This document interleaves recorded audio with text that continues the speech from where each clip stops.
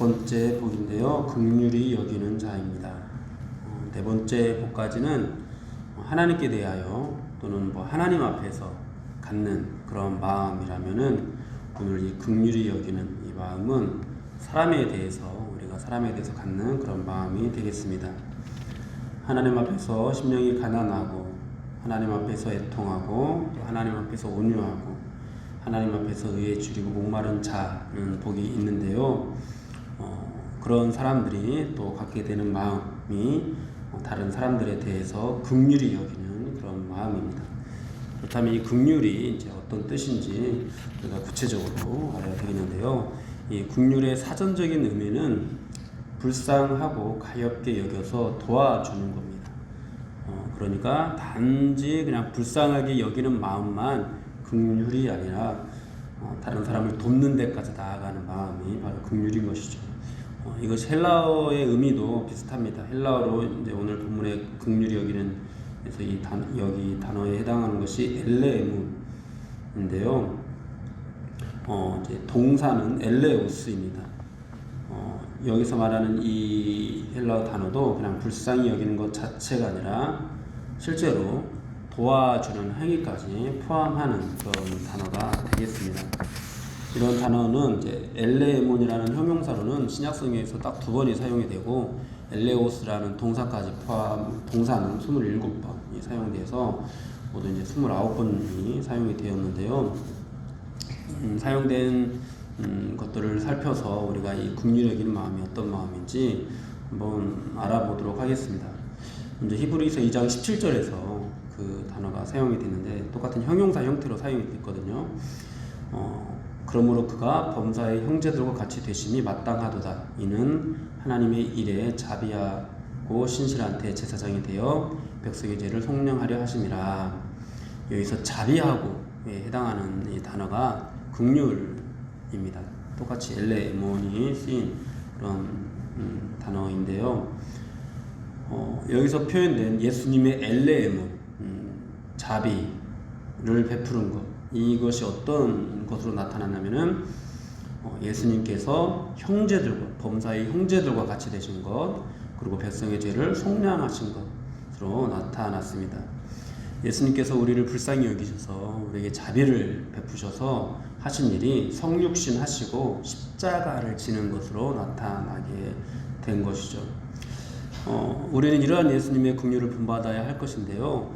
예수님의 긍휼이 단지 어떤 육체적인 도움을 주는, 어떤 사람이 가난하거나 병들었거나 이런 것들을 불쌍히 여기는 마음에서 나타난 것이 아니라 영혼을 살리기 위한 것으로 나타난 것을 우리가 여기서 확인할 수 있습니다. 그래서 영혼을 살리시기 위해서 인간들처럼 낮아지셨고, 또 백성들의 죄를 대속하셨습니다.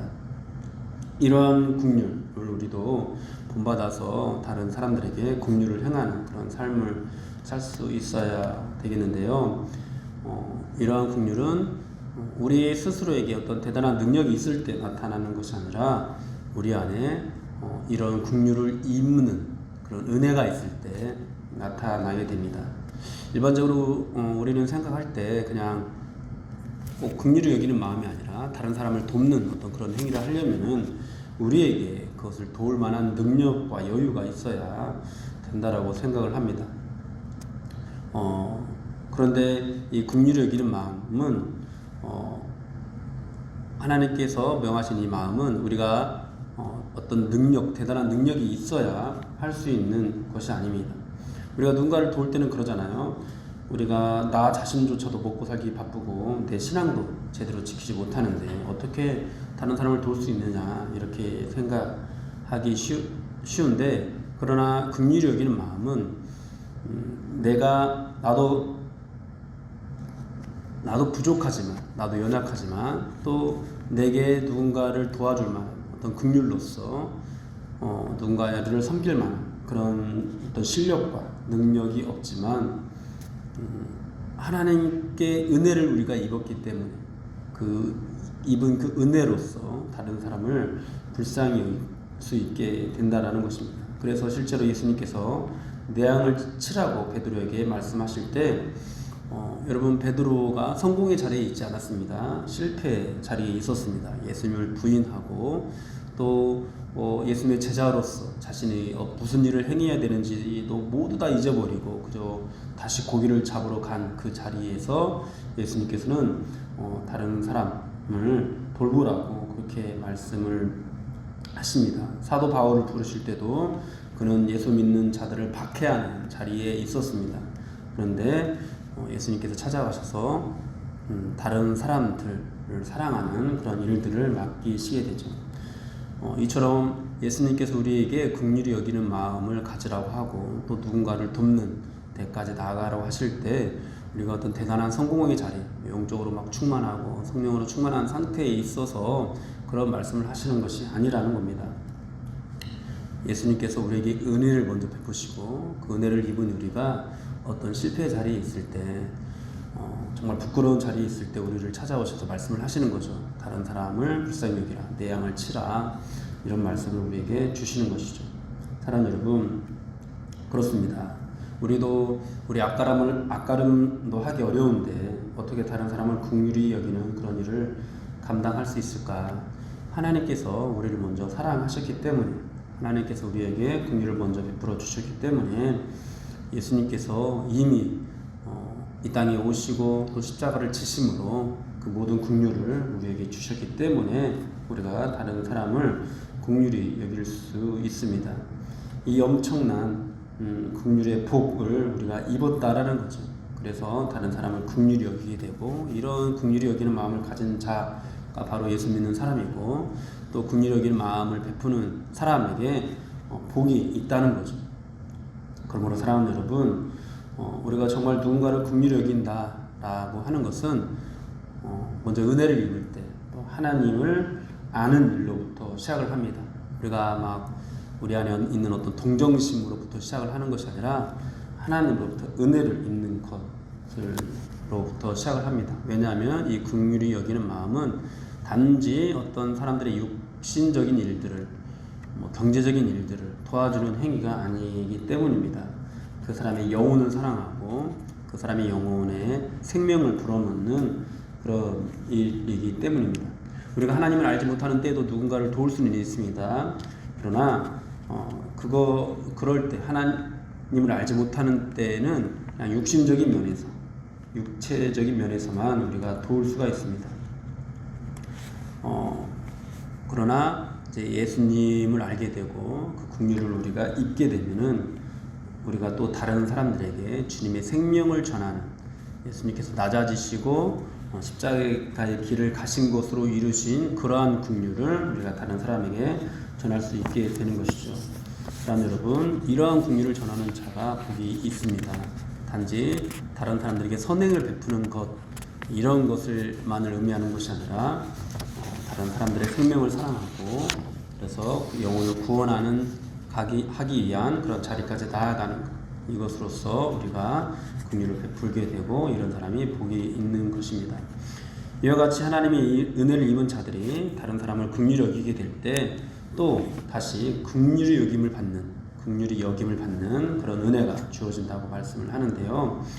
긍휼히 여기는 자는 다시 하나님으로부터 긍휼히 여김을 받게 됩니다. 예수님을 믿으면 생명을 얻고 더 풍성히 얻게 된다고 말씀을 하셨습니다.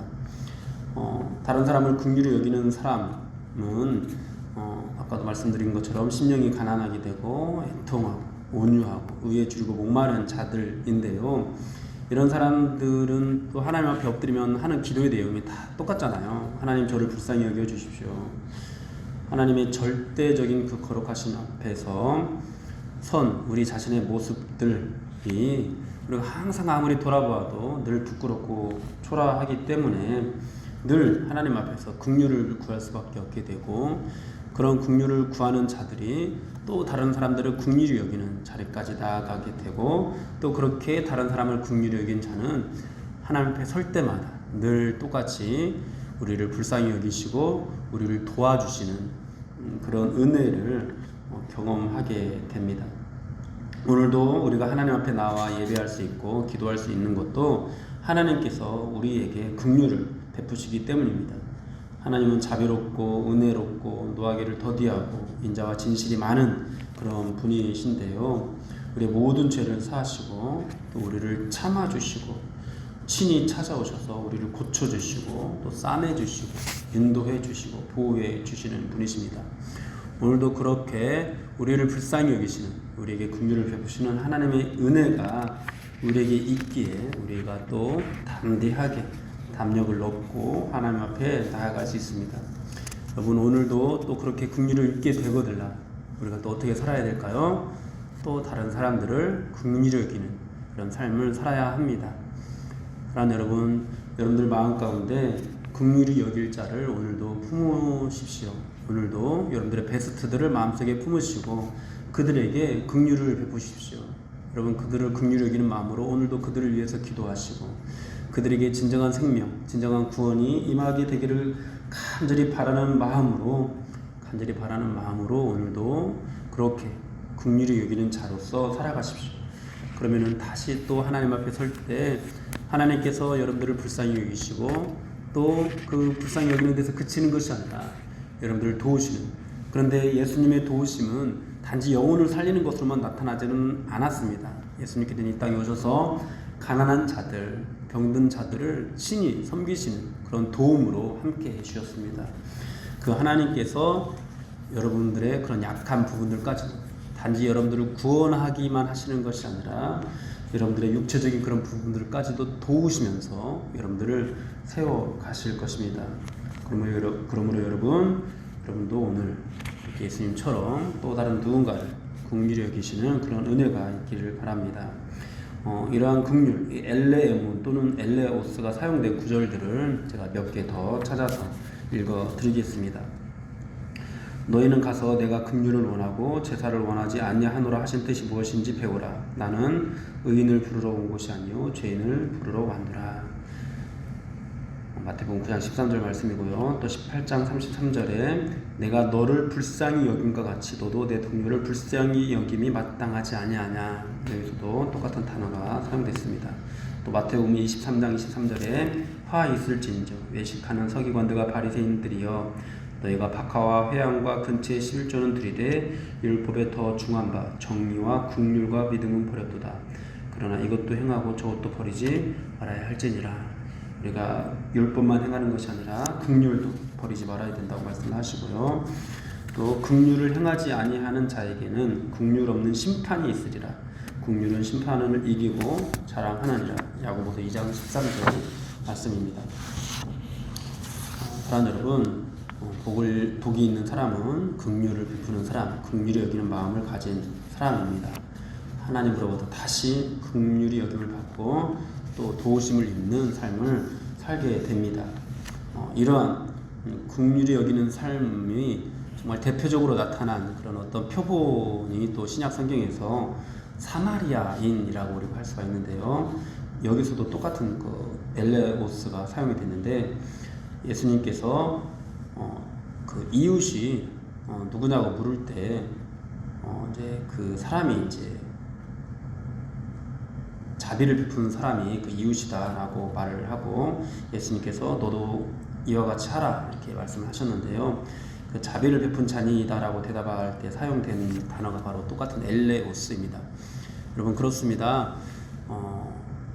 실제로 자비를 베푼 사람이 정말 하나님의 자녀입니다. 율법사나 또는 뭐 제사장이나 레위인이 하나님의 자녀가 아니라 정말 실제로 영혼을 사랑하는 마음을 가지고 은혜와 사랑을 베푼 사람, 이 사람이 하나님의 자녀가 된다는 사실을 기억하시고 오늘도 도움이 필요한, 특히 생명이 필요한 자들에게 긍휼을 베푸시는 여러분들이 되기를 주님의 이름으로 축원합니다.